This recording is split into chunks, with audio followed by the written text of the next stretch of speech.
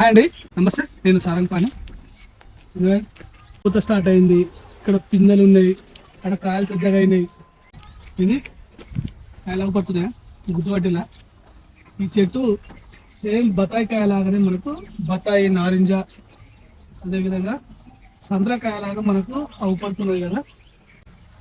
Already ఈ size వరకే మనకు సంత్రకాయలకి ఇంతవరకే అవుతాయి, ఇంత పెద్ద కాదు. ఇది నిమ్మకాయ అంత సైజు ఇది ఉన్నది కదా. ఇది వాస్తవానికి దీని పూర్తి స్థాయి, దీని ఆకారం ఏందో చూపిస్తారండి. సైజ్ చూసిల్లా? ఈ సైజ్ ఎంత ఉన్నదో చూడండి. నేను చేయి పట్టుకుంటే మీకు ఆకారం తెలుస్తుంది, ఎందుకంటే జూమ్ కొడితే పెద్దగా అనిపిస్తుంది కాబట్టి.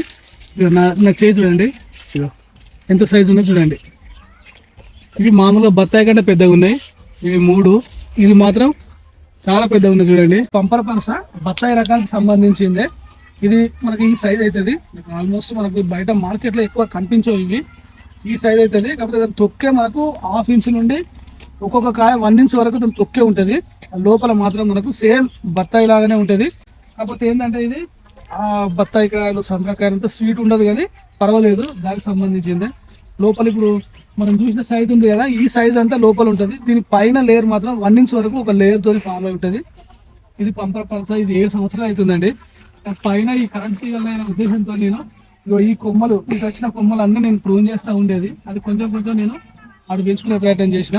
వాస్తవానికి నేను ఇంతకుముందు గత వీడియోలో చెప్పినా కదండి, దీనికి కనుక నేను ఏదైనా డిఏపి కానీ లేకపోతే న్యాచురల్ ఎరువులు ఏదేసినా కానీ విపరీతమైన పూత కాత ఉండు.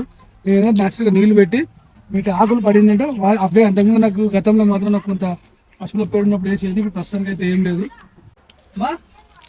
పంపర పనసకు లైక్ ఇవ్వండి, షేర్ చేయండి, ఫాలో చేయండి.